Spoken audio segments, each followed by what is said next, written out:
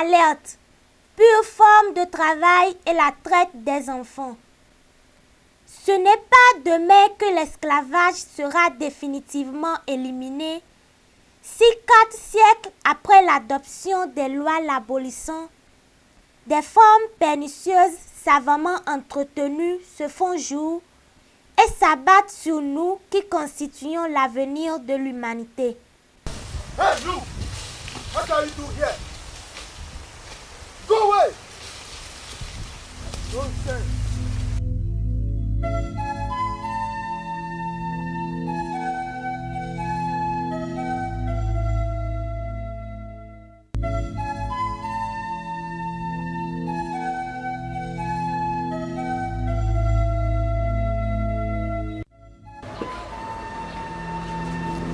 Abra avait 7 ans quand elle fut séparée, comme ses enfants, de ses parents.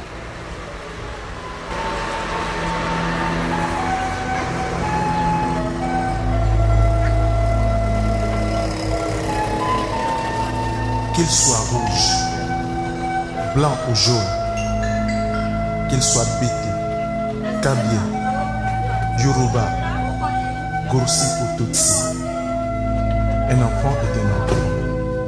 Fragile créature dont le droit le plus absolu est d'être aimé.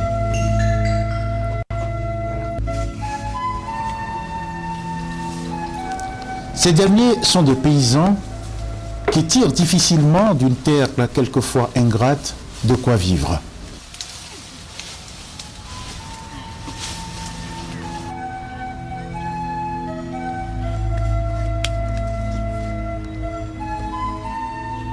Qu'il soit rouge, blanc ou jaune, qu'il soit bété, Kabia, Yoruba, Goursi ou Tutsi, un enfant est un enfant. Fragile créature dont le droit le plus absolu est d'être aimé.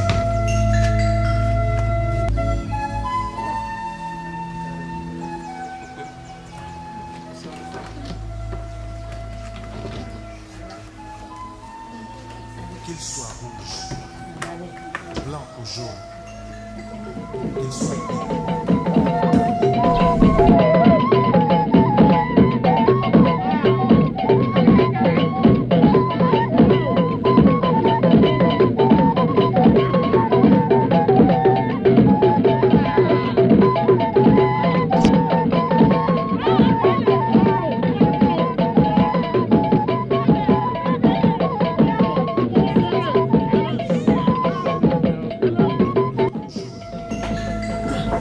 bonne initiative. Après, est une fille très intelligente. D'ailleurs, elle apprendra vite à être une grande commerçante.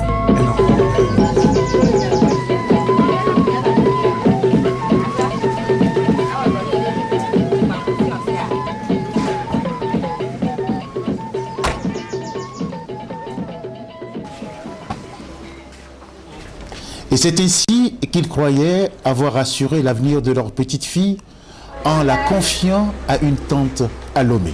Papa, dis-moi, pourquoi tu m'as abandonné?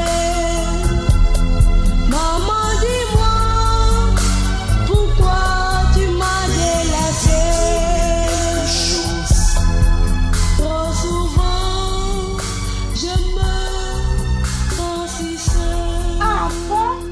Abra, tu trouves le temps de manger alors que tu n'as pas encore fini de travailler. Et tout ça là, donne-moi. Contrairement aux enfants de son âge, Imbécile. Ma tchachi. En plaçant Abra chez sa tante, réputée pour son immense expérience dans le domaine du commerce, les parents d'Abra nourrissaient le rêve de voir leur progéniture réussir un jour comme sa tante, en apprenant au fil des jours, auprès de celle-ci, les arcanes du monde très compliqué des affaires. Ainsi, croyaient-ils, leur fille pourrait devenir un jour une grande commerçante à l'image de sa tante. Un joli rêve, mais qui se brisera en se transformant très vite en un cauchemar pour la petite Abra. Comme des milliers d'enfants de son âge, Abra ne connaîtra jamais la douce joie de l'innocence et l'affection de ses parents. Une fois débarquée à Lomé, elle est devenue tout simplement la domestique de sa tante. Et en tant que telle, doit affronter les dures réalités de la vie d'une domestique avec des heures de travail qui n'en finissent pas. Mal nourrie, mal vêtue, mal soignée, privée d'école, l'enfant vivait dans un environnement hostile. Comme beaucoup de ses parents en pareille occasion, ceux d'Abra ignorent tout des dures réalités que vivait chaque jour leur enfant. Ramené au village pour des raisons de maladie, après 2 années de galère, Abra mourra à la suite d'un paludisme mal soigné.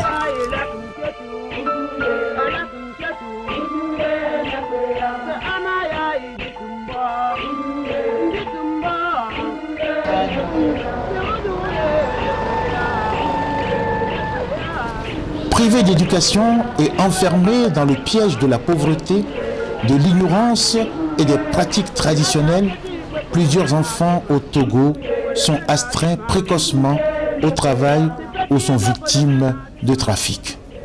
Contrairement à une idée largement répandue dans bien de milieux, on aurait tort de ne voir dans le travail des enfants qu'une manière de les préparer à affronter les péripéties d'une vie future, laquelle vie, selon les croyances, exige courage, endurance et ténacité.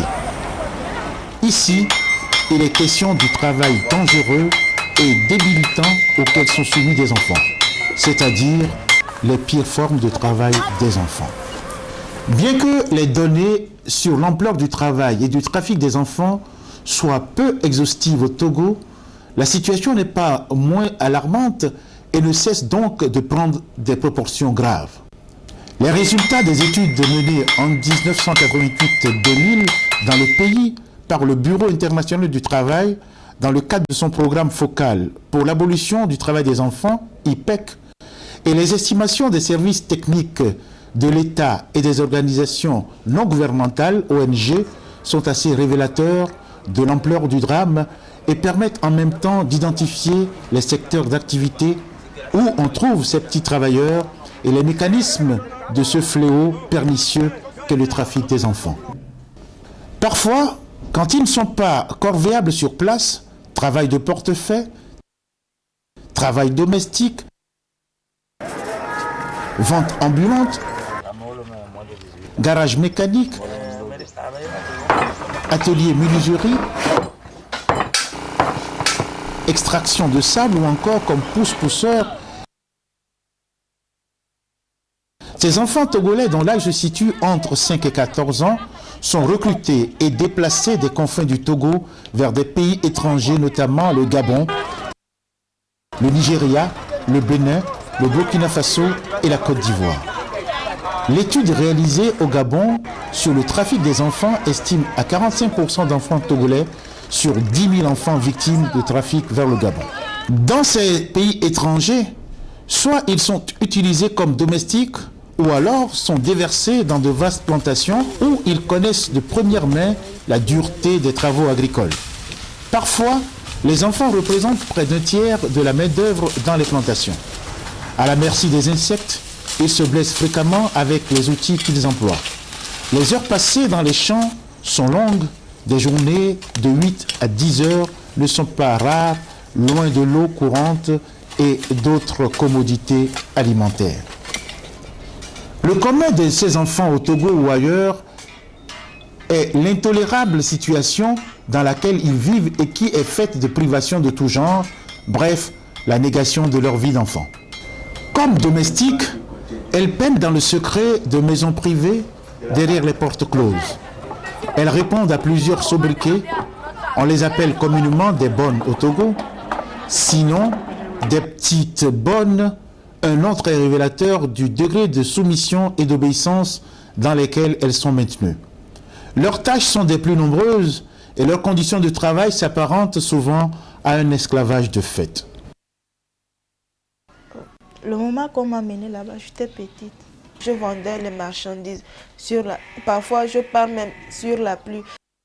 Je suis comme ça. S'il fait frais là, parfois il fait frais là-bas, la pluie tombe. Elle me met quelque chose de 10 000 francs d'aller vendre. Quand il fait frais, les gens n'achètent pas. Elle me dit de revenir à 18h30. Si je reviens à 18h30, là, je n'ai pas vendu. Elle m'enferme à la chambre, parfois elle me tape. Les gens cognent la porte d'ouvrir, elle ne veut pas ouvrir.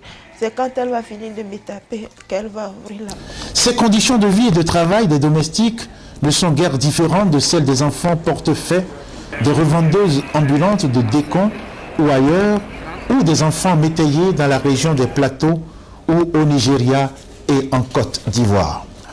Un autre facteur influent de la problématique du travail et du trafic d'enfants est la multiplication des placeurs professionnels d'enfants.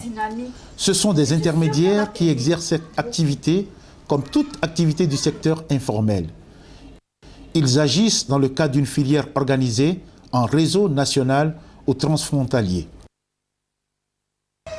Elle me plaît déjà. Toi-même, tu sais que ce dont j'ai besoin, c'est d'une compagne. L'intermédiaire peut être un parent qui rend service de manière ponctuelle ou un véritable professionnel du recrutement et du placement. Il se définit par l'intérêt économique ou tout autre intérêt qu'il retire de la circulation d'un foyer à un autre. La transaction implique simplement une remise de l'enfant par ses parents ou l'un d'entre eux ou son tuteur en vue de son exploitation ou de sa mise au travail. On ne pense pas nécessairement à un paiement de la remise de l'enfant. Il suffit qu'il existe un intérêt économique pour l'une et ou l'autre des deux parties pour qu'on parle de transaction.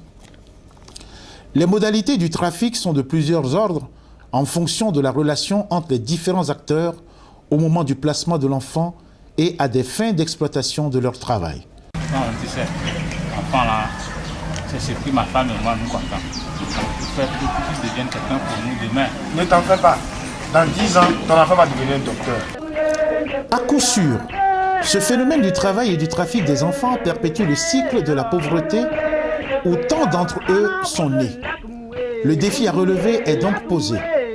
Il s'agit pour l'ensemble de la communauté togolaise d'œuvrer à l'application des conventions numéro 138 et 182 de l'OIT et des autres instruments internationaux auxquels le Togo a adhéré pour combattre le travail et le trafic des enfants afin d'assurer aux enfants la jouissance de leurs droits à l'éducation.